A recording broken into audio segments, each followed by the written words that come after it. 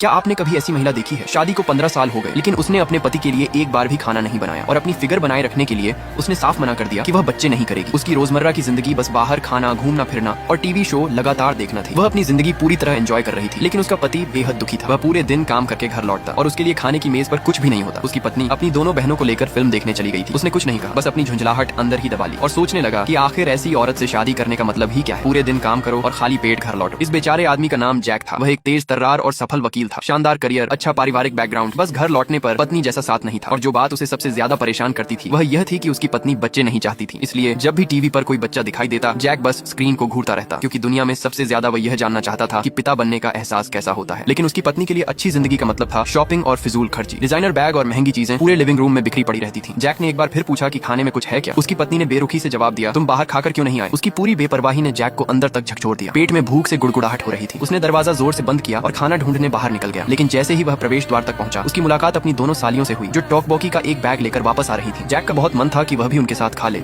इसलिए उसने सहजता से पूछ लिया कि क्या वह स्वादिष्ट है। उनमें से एक हंस पड़ी और बोली, तुम जैसे बड़े वकील भी स्ट्रीट फूड खाते हैं। जैक ने अपने गुस्से को दबाया और वहाँ से चला गया। क्योंकि उसकी पत्नी ने 10 साल से भी ज्यादा समय से खाना नहीं बनाया था, इसलिए वह मोहल्ले के लगभग हर रेस्तरां का नियमित ग्राहक बन चुका था। लेकिन जहाँ वह सबसे ज्यादा लौट कर आता था वह थी एली की सूप और चावल की दुकान। जैसे ही एली ने जैक को अंदर आते देखा, उसका पूरा चेहरा खेल उठा। उसने तुरंत उसके लिए एक अंडा फ्राई करने की पेशकश की और साथ में उसे सोजू की एक बोतल भी दे दी। आखिर वे दोनों 10 साल से एक दूसरे को जानते थे और इसी दौरान एली चुपचाप इस वकील से प्यार करने लगी थी। इसलिए जब उसने जैक को पूरी तरह नशे में देखा तो वह तुरंत हैंगओवर की दवा लेने दौड़ी। उसने बड़े ध्यान से उसे दवा खिलाई और मालिश करके उसका नशा उतारने की कोशिश की। लेकिन तभी जैक ने कुछ ऐसा किया जिससे उसका दिल एक बार फिर जोर से धड़क उठा। वह वहीं खड़ी थी और समझ नहीं पा रही थी कि क्या करे। तभी उसकी नजर ऊपर गई और उसने ठीक सामने एक होटल का साइन बोर्ड देखा। उसके दिमाग में कुछ क्लिक हुआ।